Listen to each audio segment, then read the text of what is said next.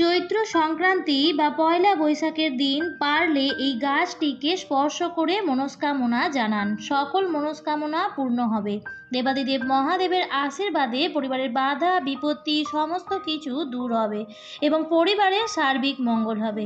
নমস্কার বন্ধুরা, ভক্তিমূলক কথা চ্যানেলে জানাই আপনাদের স্বাগত। বন্ধুরা, আশা করছি ঈশ্বরের আশীর্বাদে আপনারা প্রত্যেকেই ভালো আছেন এবং সুস্থ আছেন। হাতে গোনার একদিন বাকি আছে, সামনেই আসতে চলেছে নববর্ষ। চৈত্র মাসের শেষ দিনটিকে বলা হয় চৈত্র সংক্রান্তি। তারপরেই আসে নতুন বছর অর্থাৎ নববর্ষ। এই কাজটি আপনারা করতে পারেন চৈত্র সংক্রান্তির দিন অর্থাৎ এই বছরের সর্বশেষ দিনে, অথবা আপনারা করতে পারেন নববর্ষের দিনে অর্থাৎ বছরের প্রথম দিনে। এই দুটি দিন হচ্ছে অত্যন্ত গুরুত্বপূর্ণ দিন এবং এই দুটি দিনের মধ্যে থেকে যে কোনো একদিন আপনার সুবিধা হবে, সেই দিনই আপনারা এই কাজটি করতে পারেন। চৈত্র মাস বছরের সর্বশেষ মাস। এই মাস দেবাদিদেব মহাদেবের অত্যন্ত প্রিয় মাস। আমরা প্রত্যেকেই জানি যে চৈত্র সংক্রান্তির এই সময় হয় নীল ষষ্ঠী। আমরা প্রত্যেকেই সন্তানের মঙ্গল কামনায়, পরিবারের সুখ শান্তি কামনায় নীলের ব্রত করে থাকি এবং দেবাদিদেব মহাদেবের উদ্দেশ্যে আমরা উপোস করে থেকে পুজো করে থাকি। নীলের ঘরে বাতি দিয়েই মায়েরা খাবার গ্রহণ করে থাকেন।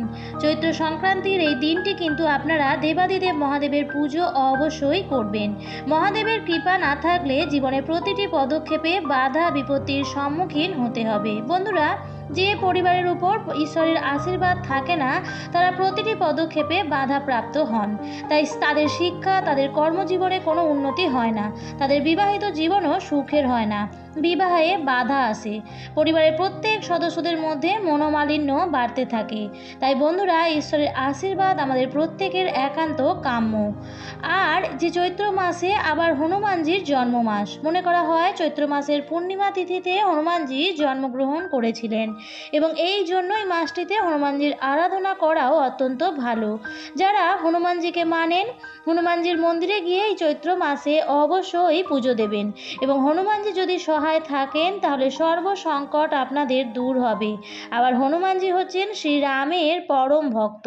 তাই বন্ধুরা, আপনারা হনুমানজির সাথে সাথে শ্রীরামের পুজোও করতে পারেন। শ্রীরাম আবার নারায়ণের অবতার। তাই বন্ধুরা, নারায়ণ এবং মা লক্ষ্মী যদি সহায় থাকে তাহলেও কিন্তু পরিবারের সকল দেবী এবং দেবতাদের আশীর্বাদ বজায় থাকে।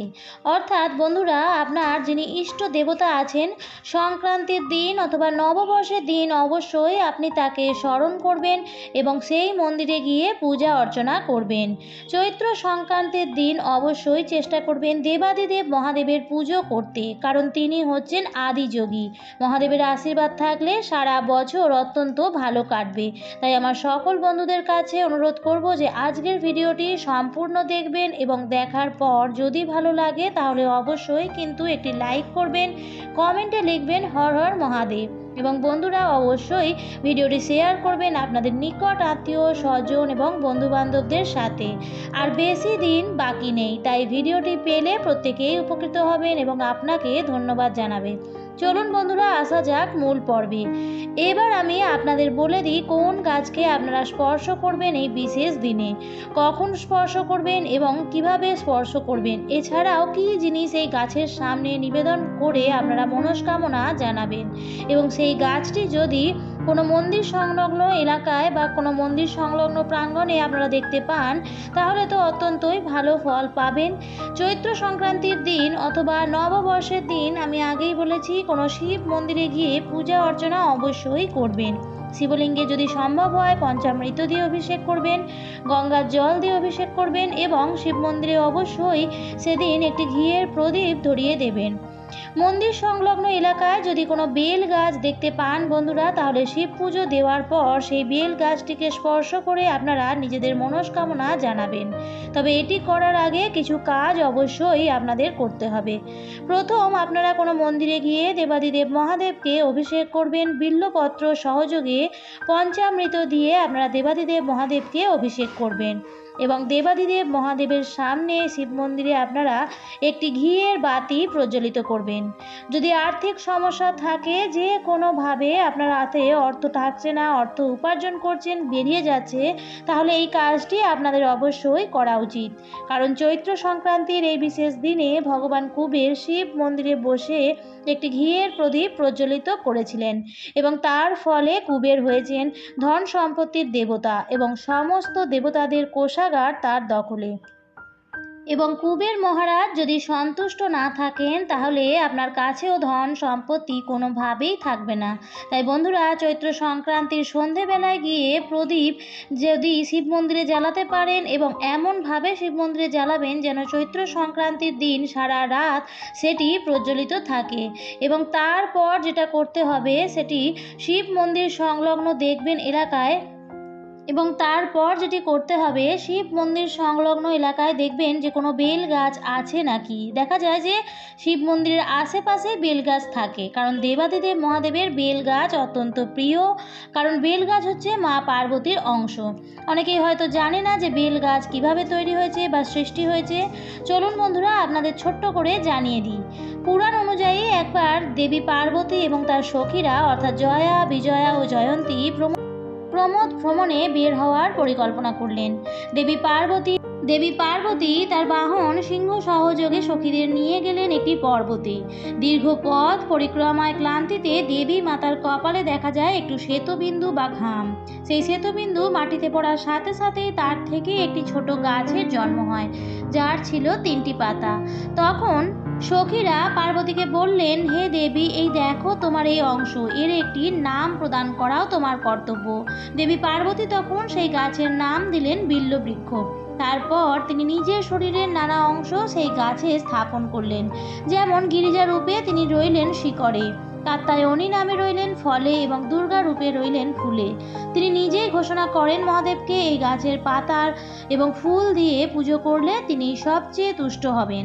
দেবী পার্বতী নিজেই গাছে অধিষ্ঠান করেছেন, তাই এই গাছের পাতা বা ফুল মহাদেবকে দেওয়ার মানে আসলে পার্বতীকে মহাদেবের কাছে অর্পণ করা। সেখান থেকে বেল পাতার ব্যবহার শুরু হয় শিবের পুজোয়। তাই বন্ধুরা, আপনারাও খেয়াল করে দেখবেন যে যেখানে শিব মন্দির থাকে তার আশেপাশে কোথাও না কোথাও একটি বেল গাছ অবশ্যই থাকে। শিব মন্দির এবং বেল গাছ পাশাপাশি রাখা হয়, দেবী পার্বতী এবং মহাদেবের পাশে রাখার মতো করে। বন্ধুরা, আপনারাও চৈত্র সংক্রান্তির এই বিশেষ দিনে অথবা নববর্ষের এই বিশেষ দিনে বেল গাছকে স্পর্শ করে যদি মন্দির প্রাঙ্গণ বা শিব মন্দির সংলগ্ন কোনো বেল গাছ আপনারা পান, তাহলে সেই বেল গাছটিকে স্পর্শ করে আপনাদের মনস্কামনা জানাবেন। মাতা পার্বতী স্বয়ং বিরাজ করছেন বেল গাছে, তাই বেল গাছে আপনারা একটি লাল ওড়না এবং লাল চুড়িও বেঁধে দিতে পারেন। বেল গাছের সামনে আপনারা প্রদীপ এবং ধূপকাঠি অবশ্যই প্রজ্বলিত করবেন। তবে ধূপকাঠি এবং প্রদীপ জ্বালানোর সময় অবশ্যই সাবধান থাকবেন, যেন ধূপকাঠি বা প্রদীপের আঁচ যেন বেল গাছে না লাগে। বেল গাছটি স্পর্শ করবার আগে আপনি অবশ্যই অনুমতি নিয়ে নেবেন এবং বেল গাছের গোড়ায় অবশ্যই জল অর্পণ করবেন। তার সামনে প্রদীপ ধূপকাঠি ধরিয়ে বেল গাছটিকে প্রণাম করে তারপরেই বেল গাছটিকে স্পর্শ করবেন এবং আপনার মনস্কামনা জানাবেন। চৈত্র সংক্রান্তির দিন অথবা নববর্ষের দিন দেবী মাতা পার্বতীর জন্য আপনারা অবশ্যই কোনো লাল রঙের সরঞ্জাম বা শৃঙ্গারের কোনো জিনিস অবশ্যই কিনবেন। আপনারা পারলে লাল ওড়না কিনেও মন্দিরে দিতে পারেন, লাল চুড়ি কিনে মন্দিরে দিতে পারেন। মাতা পার্বতীর জন্য সিঁদুর বা শাঁখা বলাও নিয়ে গিয়ে কোনো মন্দিরে অর্পণ করতে পারেন। মা দুর্গা সহায় থাকলে আপনার জীবনে যত বড়ই সমস্যাই হোক না কেন, সেটির থেকে আপনি খুব তাড়াতাড়ি উদ্ধার পেয়ে যাবেন এবং আপনার পরিবারের সদা সর্বদাই মঙ্গল হবে। আজকের পর্বটি আমি এখানেই শেষ করছি। আশা করছি আজকের ভিডিওটি আপনাদের ভালো লাগলো এবং একটু হলেও উপকারও লাগলো। ভিডিওটি ভালো লাগলে অবশ্যই লাইক, কমেন্ট এবং শেয়ার করবেন বন্ধুরা। আর যদি চ্যানেলে নতুন হন তাহলে অবশ্যই চ্যানেলটিকে সাবস্ক্রাইব করে আমার সাথে থাকবেন। দেখা হবে নতুন আরেকটি পর্ব নিয়ে। সবাই খুব ভালো থাকবেন এবং সুস্থ থাকবেন।